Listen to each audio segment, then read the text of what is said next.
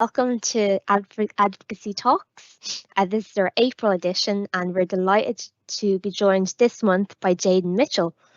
Jaydan Mitchell is a certified professional life coach who specialises in supporting individuals with vision impairment to design or redesign their best lives.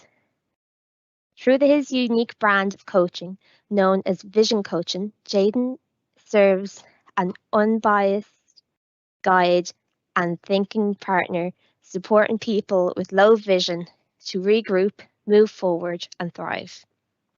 Jayden has a decade and a half's experience working in the field of vocational rehabilitation, career counselling, training, and workforce development, and has supported a diverse and wide-ranging portfolio of clients from high school students to corporate executives, universities professors, to retirees.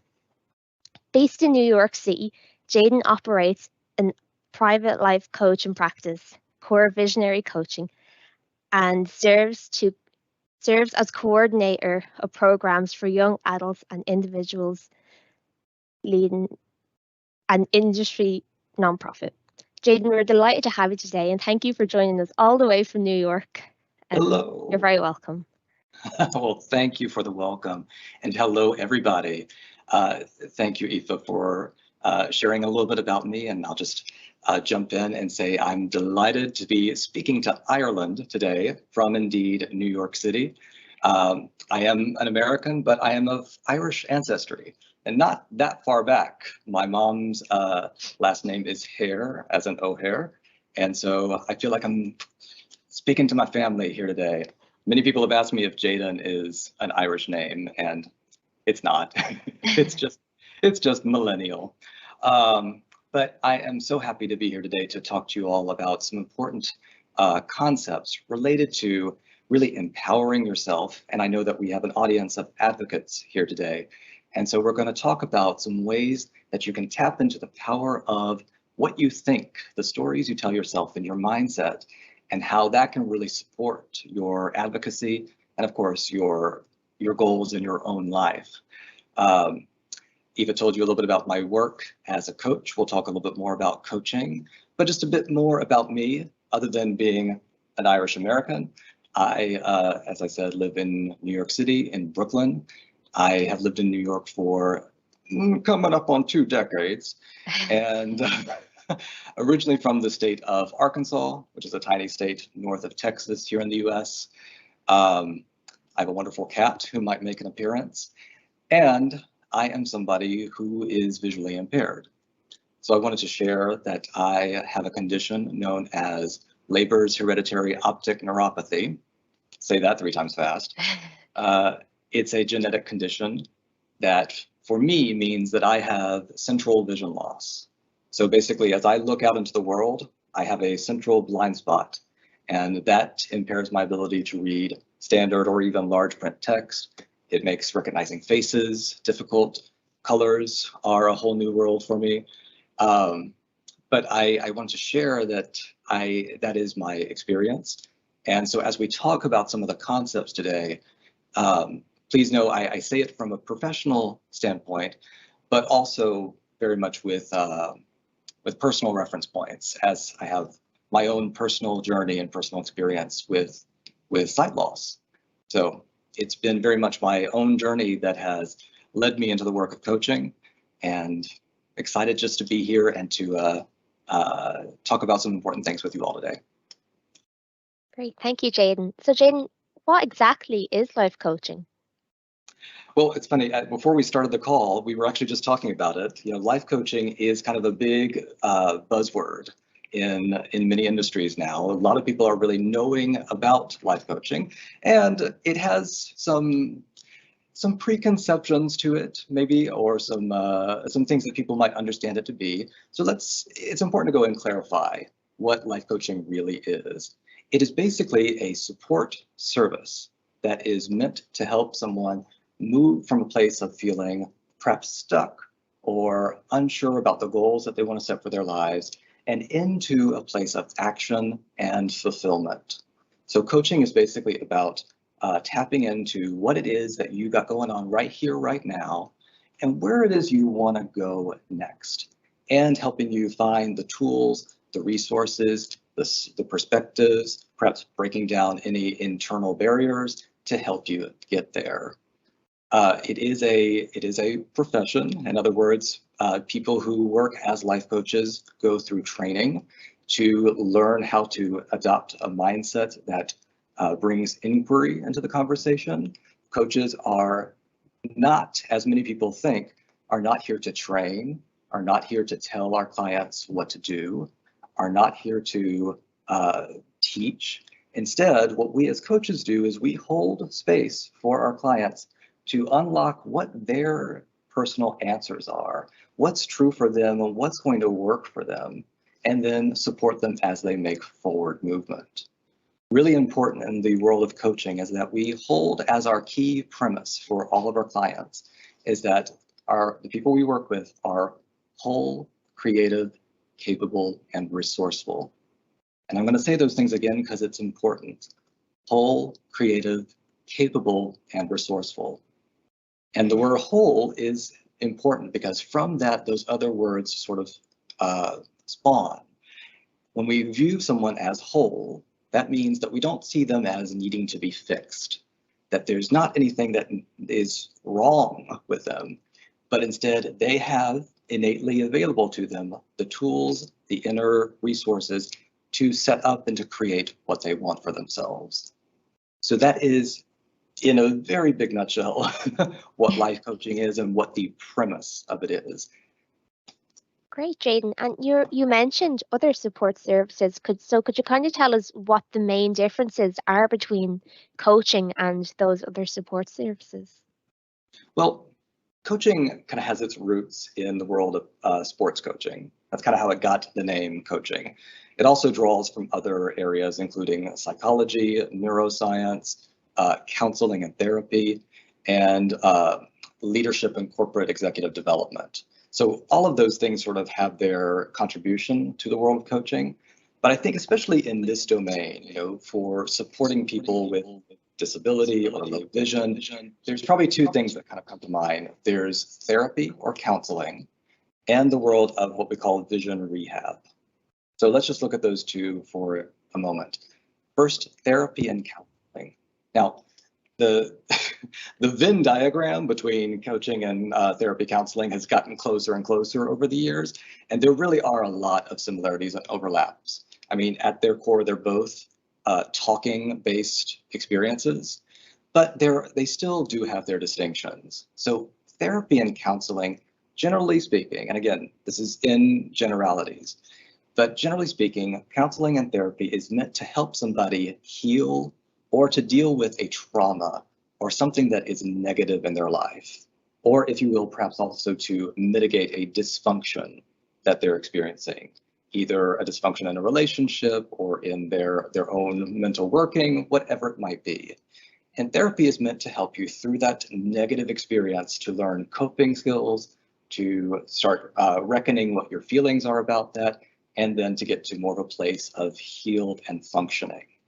Now, to be clear, that is an incredibly valuable and important service, and one that, quite frankly, many people who experience vision loss benefit from and seek out, because many people, we might even say most people, experience vision loss to be a trauma, to be something difficult, and need that support to get to learning to cope with that. Coaching, on the other hand, starts from a different standpoint. We start, again, from the standpoint that there's nothing to fix about you. You're whole, creative, capable, and resourceful. So we look more at the present moment, not what might be negative to heal from, but what's at the present moment and what to do from here. What action steps do you want to take? What do you want to create in your life? What's maybe in your way that we can start working on moving out of the way so that you can move forward? Okay, so that's the difference between therapy and coaching, where again, therapy is more about healing, moving from a place of dysfunction to function, and coaching is moving from functioning into more of a place of optimal. All right.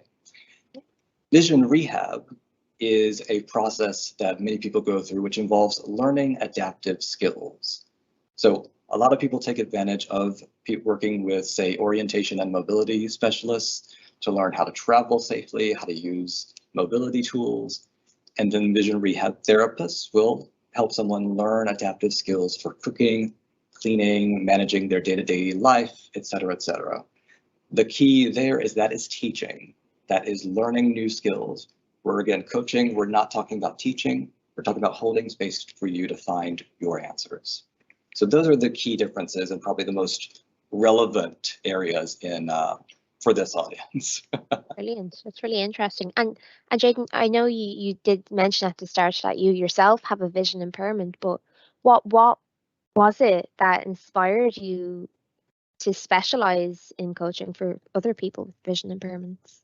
It's funny, when I first went into coaching, I kind of resisted the idea of going into coaching for people with vision impairment, just to be honest, because I thought maybe that's a little cliche or is too much of my stuff, my own thoughts going to get in the way, which that is a big work of a coach for themselves, is learning how to separate their own stuff from what their clients are going through.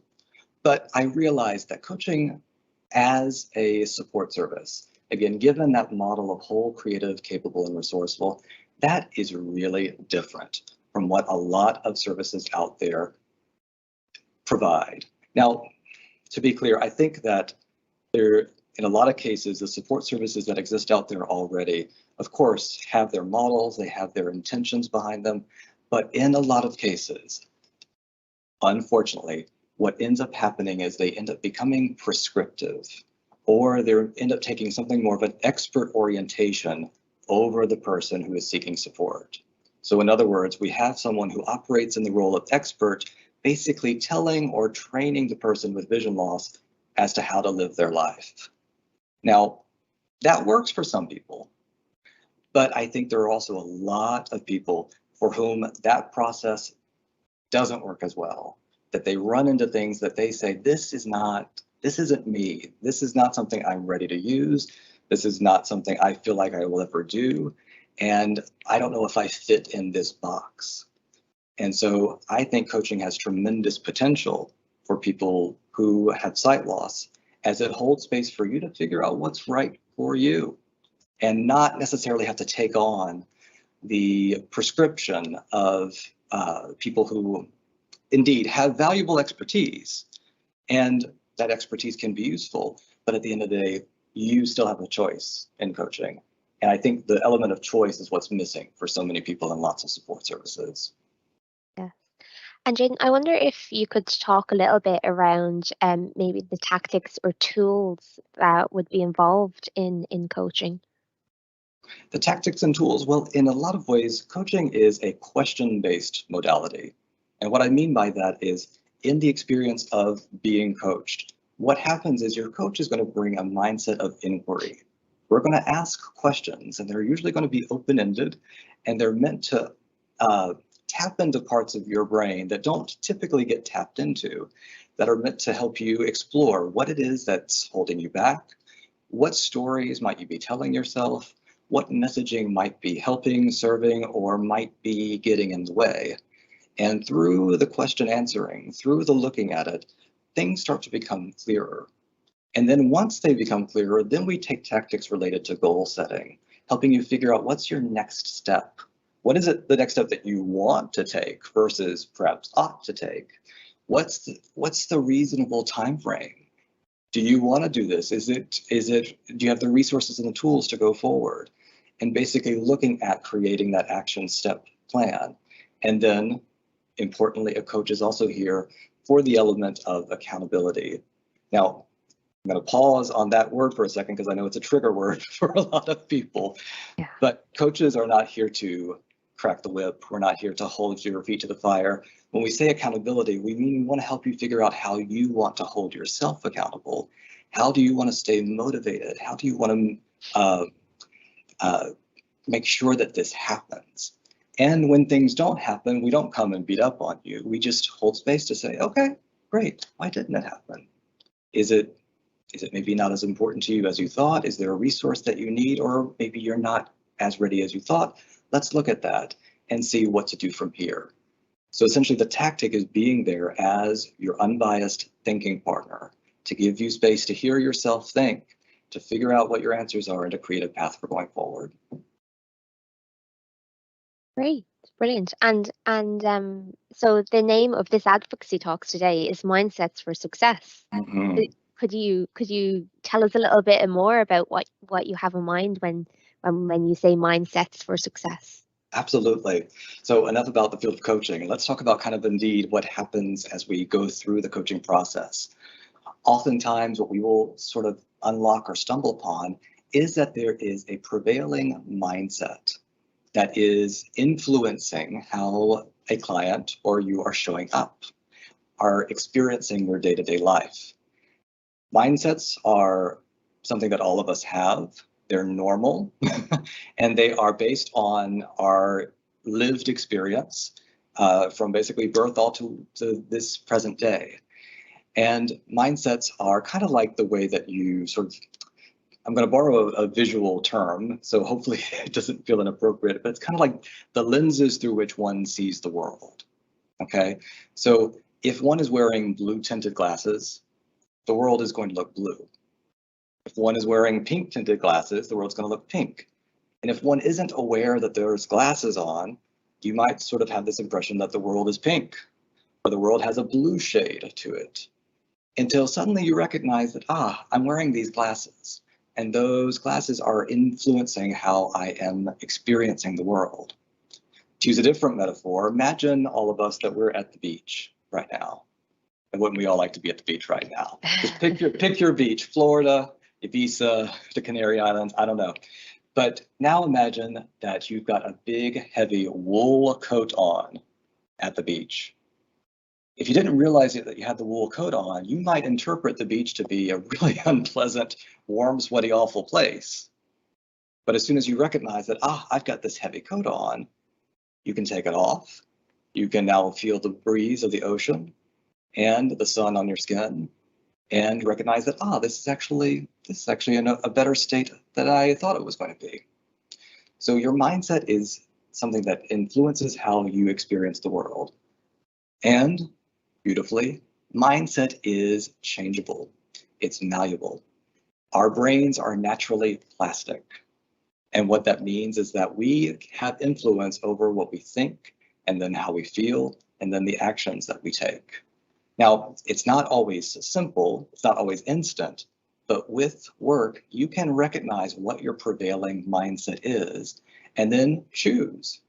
Does this mindset serve me? Do I want to keep it? Or might I want to work with a different mindset or try to adopt a new mindset? So when we think about mindsets for success and what we can kind of go through here, all of us together, I brought in 6 mindsets that are specifically for people living with sight loss. And my invitation to everyone on the line and anyone who might be watching this later is to go through the process of trying these mindsets on. So again, to use another metaphor, I've just taken all of you into a dressing room. Now I've got a whole different set of coats on a coat rack. All right. Imagine that the mindsets are like these coats. You can take one off, put it on, see how it feels. Is it your size? Is it the right texture? Is it your style? Is it something that you want to wear, that you like to wear? And if you like it, why don't you keep the coat? If you don't like it, take the coat off, put it back on the hanger, and we'll put it back on the rack, and that's fine. Because at the end of the day, it's about your choice. It's about what works for you, what you want to have in your head. And you don't have to take any of these. We're not here to prescribe a mindset. We're here to bring awareness and to explore them and to see which ones will serve you. So that is our exercise for today, is to walk through these 6 mindsets. Try them on. Maybe one of them already is your mindset, or you might recognize that, that's one that I'd like to perhaps work on. Great. And Jayden, do you so you say there are 6 mindsets. Are they mutually exclusive? Can we only have one mindset at one of these mindsets at any one time? Thank you. It's an excellent question. And no, in fact, you can have all 6 of these mindsets. And in fact, all 6 of them might even mean a certain level of optimism and optimal functioning. Or you might just choose to have one of them as your prevailing. There is a difference between mindset and belief, but in the case of our exercise today, we can almost use those terms interchangeably. A belief is something that extends from a mindset. But here we're talking about, what is the prevailing thought that guides your day-to-day experience and your day-to-day interaction? That could also be the word, what is your belief about things? So in this case, you can have all 6 of these mindsets or beliefs together, or 1, 2, 3, any of them. Great. So we might go through them, Jayden, and have a little think about them, maybe try them on. Let's try them on. Yes, absolutely. So if you want to start going through them, or yeah. So let's start with mindset number 1. So mindset number 1 is I have the right to say it out loud. I have the right to say it out loud. This is sort of the figurative permission that you give yourself to take yourself off mute, to use 2020 terminology. But basically, say what out loud? Well, whatever it is that you, in your experience with vision loss, find yourself hesitating to say out loud. But I'm going to guess that for a lot of people, that thing is I'm visually impaired, or I have sight loss, or I may need an accommodation to do this job, or I may need support to get from point A to point B. Whatever it is, that's the thing that you find yourself holding back from saying. The mindset here is that you have the right and the opportunity to just say it. That you have the right to hold space on this planet as somebody with vision loss. And what's interesting is when you actually do say it, and when in a place that you may not normally have, it's usually pretty remarkable how that can change things for you. Number 1, when you say it, you will quickly recognize that the world didn't fall down around you, that the sky didn't land on you, and that even if the person you've said it to didn't have the reaction you expected, you still recognize that you just took an action of power.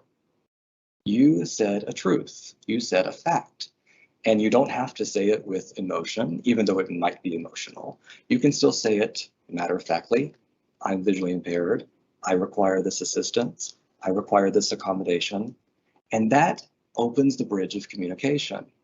It actually, all of my advocates here on the line, is one of the most powerful forms of advocacy that you can take, is just saying who you are, or this piece about who you are, and being seen. And it often means that you start getting the help you need, the support you need, the resources and the tools you need. So if you're recognizing that you often find yourself hesitating, try on the mindset that you actually have the right and the opportunity to just say it. Now, if you want like a little action to go and maybe, in addition to trying on the mindset to actually see how it sticks, pick one person. Today, tomorrow, whoever it might be, just pick one person that you run up against. Could be a stranger, somebody at the grocery store, or maybe it's a neighbor or somebody who you've not said it to. Whatever it is that you hesitate to say, and just say it and see how it feels. That's mindset number 1. I have the right to say it out loud. Great. Shall we jump to mindset number 2, I think, yeah. Let's do it. Let me just take a quick little sip of water. Mindset number 2. I don't have to apologize. Mindset number 2. I don't have to apologize. So listeners, people who might be watching the video later on, just a quick thought exercise for you. How often do you find yourself in your day-to-day experience living with vision loss? How often do you find yourself apologizing? Now, it could be that kind of courtesy apology of, hi, I'm so sorry, can I just ask you for some help? Hi, blah, blah. Or when you have gotten support from somebody, do you find yourself saying, I'm so sorry to have bothered you. I'm so sorry to have taken up your time today. Oh, so sorry. When you do that, it might be coming from a place of politeness or courtesy, but there is perhaps a subliminal message that happens there that says to yourself that in fact you have something to apologize for, that you may be a burden, that you may be a bother, that you might be taking up someone's time inappropriately. And how true is that? Put this coat on that there's nothing to apologize for. You're a human being with an occasional need, and you can ask for support and help without having to apologize. And often the people that we find ourselves apologizing to are the people who are there to help us. We often find ourselves apologizing to customer service workers, healthcare professionals, our friends and family. And that's what those people are there to do. Customer service workers are getting paid to help you. Friends and family are happy to help. So when you find yourself in mindset number one of saying it out loud, catch yourself and notice, do you then follow up with an apology? And maybe mindset number two is one to try on here, that you don't have to. I don't have to apologize for being who I am and for having the occasional needs that I have. So an action step to take here to kind of test this out, find a way to notice you're apologizing. You might find that it's more often than you think. And if you want to give yourself a little signal, maybe it's snapping your fingers when you notice the apology, or maybe just scratching your head, something we might say that's corporal, body related, because that helps it stick in your brain. Maybe keep a list, maybe keep a count. How many times have you apologized? And how well is that serving you? That's mindset number two. I don't have to apologize. Yeah, I can see already just from mindset number one and two how they link in with each other. So I'm sure the rest of them will all start to tie in together, and we'll see a connection there. So There is kind of a sequence to them, indeed. yes. Yeah. Mindset number three. Number three. Yeah. Go to number three. I can do this my way. Mindset number three. I can do this my way. And what is this? This is life with vision loss.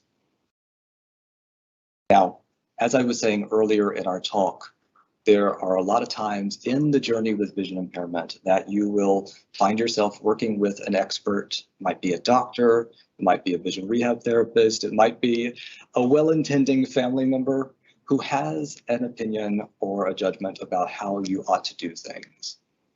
And your choice is to take in that information and to decide what is your way.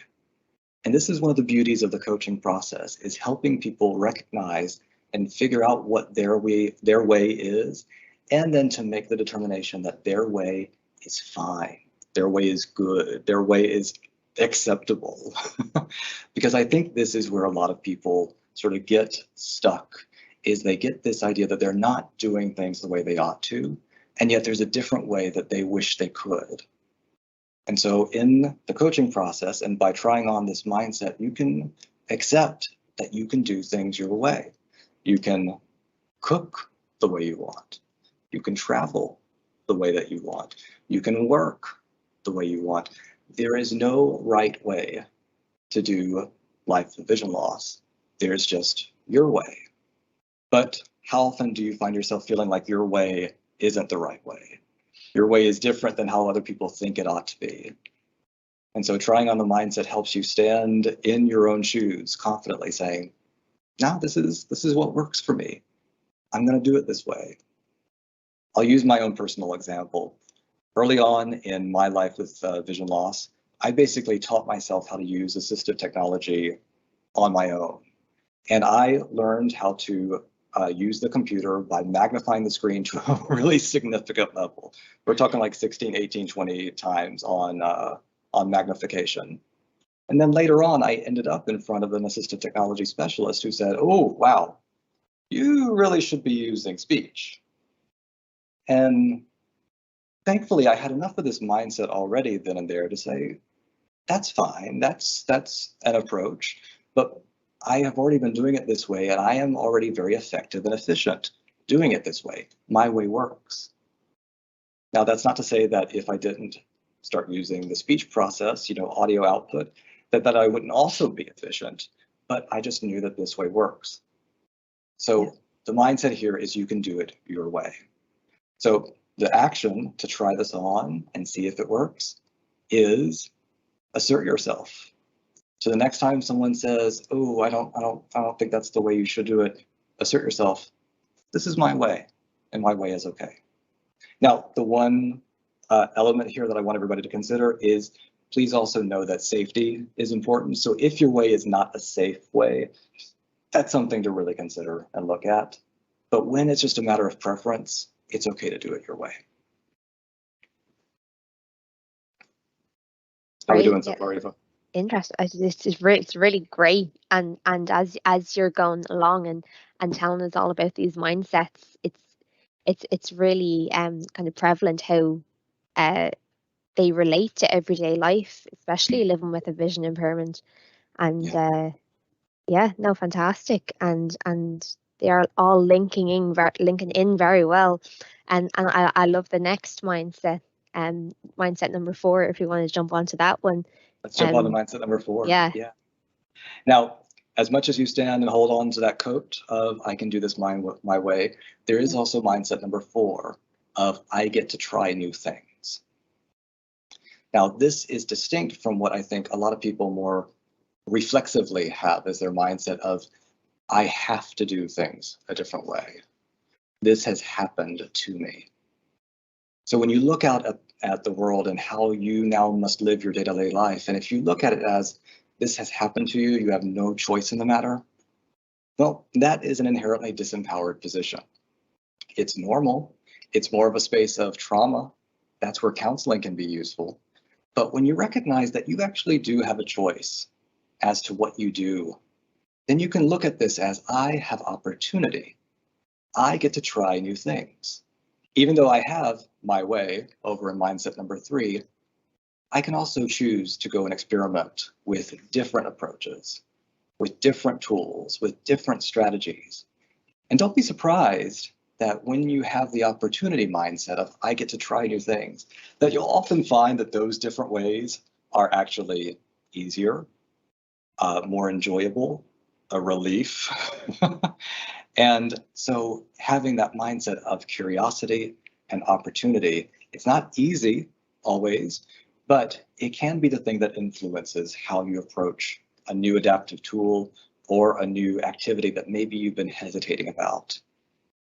So mindset number 4 isn't that everything is happening to me, but I get to try new things. I have the opportunity to go and learn new skills and tools. It's really interesting because as people with vision impairment or people who are blind, new things can be terrifying and scary and daunting also. So, a lot of times people may need help or assistance to do these new things. And I think mindset number 5 will help us a little bit more with that one. Yes, yeah. And just to reflect back that yes, doing things a different way and doing things for the first time, that is scary and that is daunting. And feeling scared and feeling daunted is completely normal and often useful because it gives you time to get ready to do those things. So it's not that we're trying to get you to not be daunted or scared. It's, again, what you choose to do with those emotions. Do you let them be the thing that stops you from ever moving forward? Or do you give yourself a little time to feel those things and then still choose mindset number 4 of I get to go and try new things. I'm going to have an opportunity here and there's going to be adventure in this moment. And then we get to mindset number 5 of I'm not helpless because I ask for help. So mindset number 5, I'm not helpless because I asked for help. And again, we're rooting here at the center of the idea of choice. I invite you, as you're trying on this coat, seeing how it feels, to consider that asking for help, asking for support is not contrary to your experience of independence, but instead augments your independence. It is actually a choice that you get to have to ask for help. It's not something that is a must do.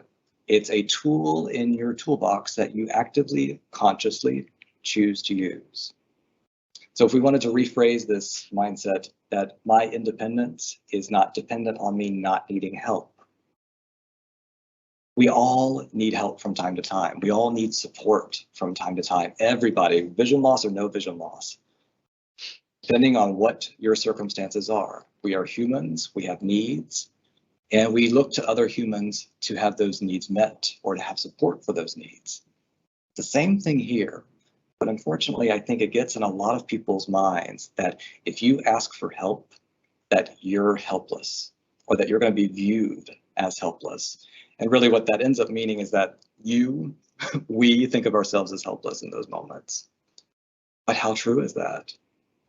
You're a human being who needs support and you're asking for it.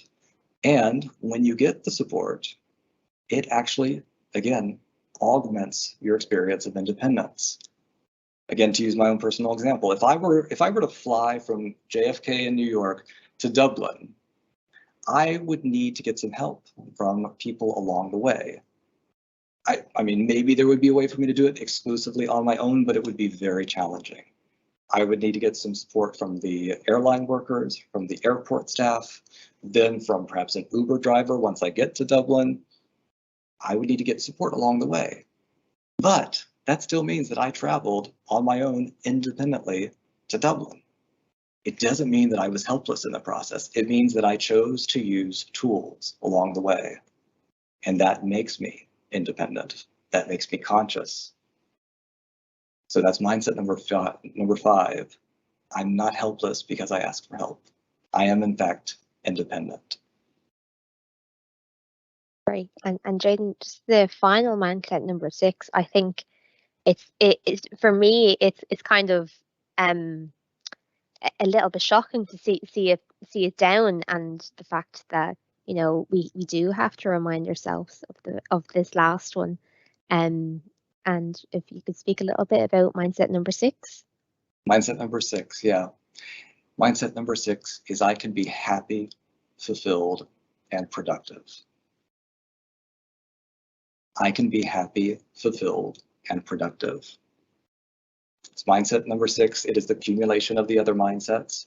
And yes, it is the kind of thing that we often remind ourselves about. Unfortunately, for so many in the journey with vision loss, there comes up those moments when, and these are normal moments, but these comes up to these moments where you wonder, am I ever going to have success in my career? Am I ever going to find good relationships? Am I ever going to be happy?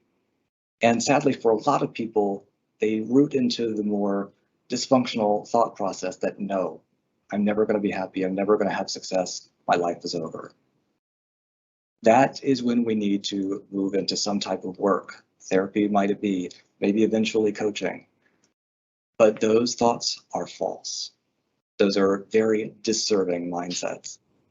The truth is that there's a world of life out there and a world of things to experience and beautiful ways to experience them with vision impairment and with whatever else you're living with. If you can adopt the mindset that I can be happy, fulfilled, and productive, and even set that intention on a daily basis, then what happens is you're looking through those colored lenses and you're going to find the proof and the evidence every day that in fact you do have the capacity to be happy. That in fact this is not going to stop you from being fulfilled, and it's not going to get in the way of you having a productive, exciting career in life. You just have to go and find your answers. And I know that that can sound a little simple, but sometimes it is. It doesn't necessarily have to always be complicated. It's important to know, first of all, what your operating mindset is and to try this one on. How's it fitting? How's the coat feeling as you put it on? If it's a little tight, if it's not fitting so perfectly right now, just know that that's normal and that's okay. There may be some work to be done to help you move into a place where that coat fits a little bit better. So your action step to try that out is see how well it feels, and then state that at the beginning of your day. Set that as your intention. I can be happy, fulfilled, and productive. And if you even want to make it into more of a reality, state it in the present. I am happy, fulfilled, and productive. And that in a lot of ways creates itself. So those are the 6 mindsets, the 6 coats on the coat rack to go and try on.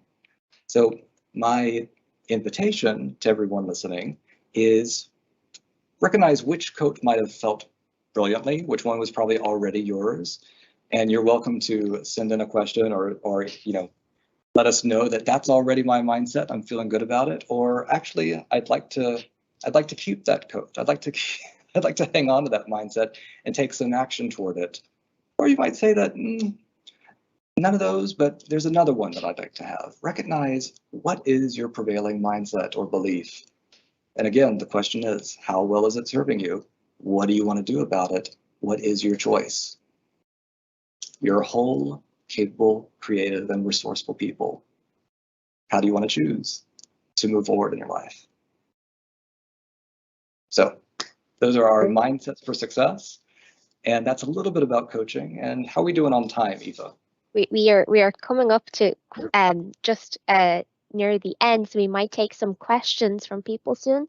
But Jayden, first, I would just like to kind of read out the 6 mindsets again, because I think they're really strong and important for people with vision impairments, but also I think just everyone to have these mindsets. I think they are great. So do you want to just kind of give us a whistle-stop tour of them? Absolutely. And yes, as important as these are for people with vision impairment, sight loss, or any person living with a quote-unquote disability, indeed, these are true for anybody. And so it can be a useful exercise for anybody to try these on and see how well it already fits, or how well might you want them to fit. So again, mindset number 1 is I have the right and the opportunity to say it out loud, whatever it is that you generally hesitate to say. Number 2, I don't have to apologize. I don't have to apologize for being who I am and for existing in this world. I have the right to take up this space. I don't have to apologize. Mindset number 3, I can do this my way. I have my way of living with vision loss. And yes, I can take in the expertise of other people and make choices, but at the end of the day, it is my choice and I can do it my way. And also true, mindset number 4, I get to try new things. I have the openness and the adventure to try new things and see what works for me. Mindset number 5, I'm not helpless because I ask for help. Everybody needs help from time to time. My independence is not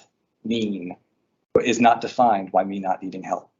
Me asking for help helps me be more independent.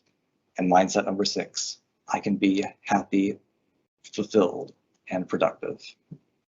Because that's the truth. Whether you fully are on board with it yet or not, it is the truth. Brilliant. I just want to ask Liz now if there's any questions coming in from Indeed, and just a reminder, if anybody would like to put some more in there, well, we've got Jayden's attention here. Jayden, you mentioned earlier that there are other types of support that people go to during their lives for issues that arise, including the obvious ones for people with a vision impairment, orientation and mobility, occupational therapy. But how does somebody know when they're ready, say, for the difference between a life coach and a counsellor when they're dealing with the traumas of life? Let's call it vision impairment at this stage. How does somebody know which way to go? Yeah, it's an internal question. At the end of the day, what is it that you're recognizing to be your prevailing concern right now? Is it that you're coping? Is it that you're trying to heal from this experience? And in that case, therapy is probably going to be the most useful service for you. But if you're saying, I don't know that my daily experience is getting through the emotion of this, I think what I'm wanting to do now is to get clarity on what my next steps are. I'm ready to start moving forward, and I'd like to have an unbiased, non-judgmental partner in that journey to help me and encourage me. In that case, life coaching may be the more useful service for you. Now, you can get support through goal setting from a therapist, absolutely. And a coach can also help you process some difficulties and past traumas also. But at the end of the day, it's really what's your prevailing issue. And that's the thing that you have to sort of look inward.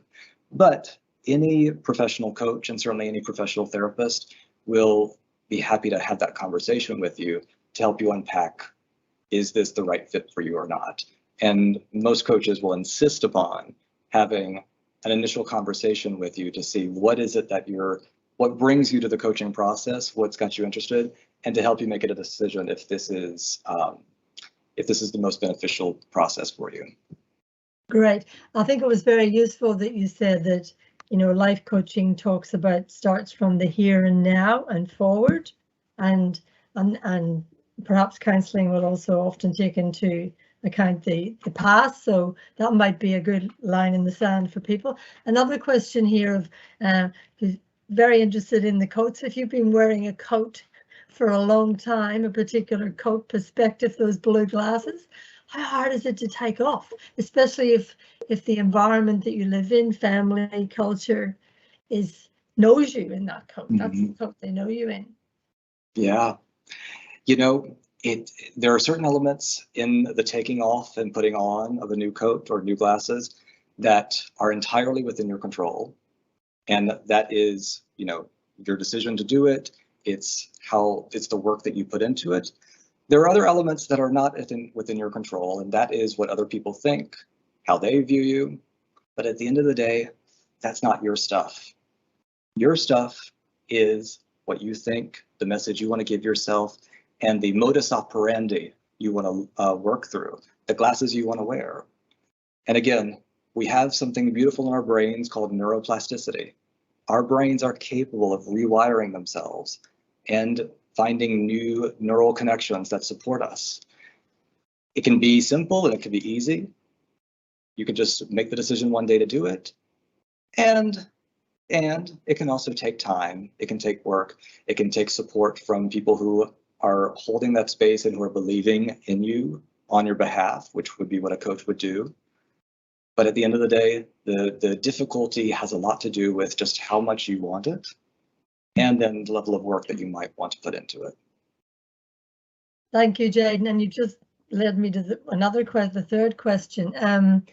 You mentioned there how long it takes, and generally speaking, for somebody who's never been to life coaching, this person would like to know, is there a regulated number of sessions, and that usually takes for somebody to go through a process of that change? I'm afraid there is no formula, because every person has their own coats that they've always been wearing, their own glasses they've always had on, their own set of circumstances. Some people come to coaching and after 2 or 3 sessions, they've figured out what they wanted to figure out and they're good to go. There are other people who love the experience of having, again, an unbiased thinking partner in their court, and they'll continue working coaching for years. It's a personal choice. It's not necessarily that there is a formula that once you do A plus B, you get to C, because that's just not how human beings work.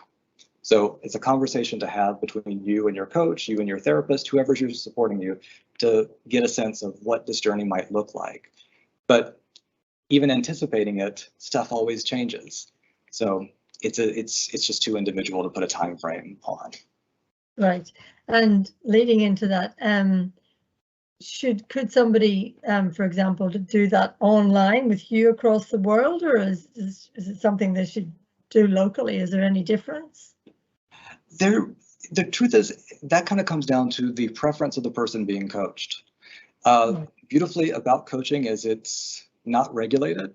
Well, there's pros and cons to that, but one of the beautiful things about that is we don't have a lot of the same rules that are applied to other support professions. So indeed, I across the world can coach somebody from across the pond, because we can do that by phone, we can do that by Zoom.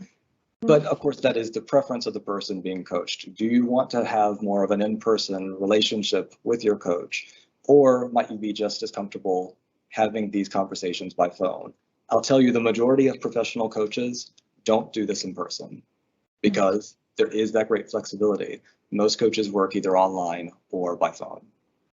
Great. Okay, that's those kind of interactions. And like you said earlier, and Aoife was reading in your bio that you specialise with people who are blind and vision impaired, Jane.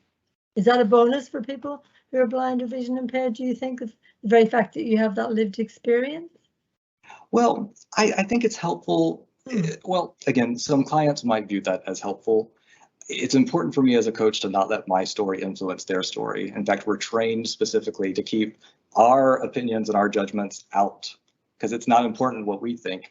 It's about what the client is looking for and what they think, what their answers are.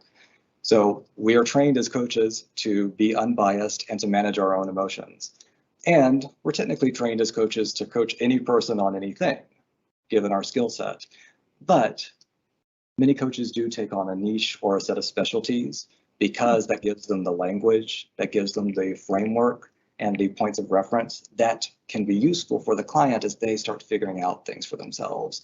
So yes, I think it is useful for people living with vision loss to have a coach with that expertise.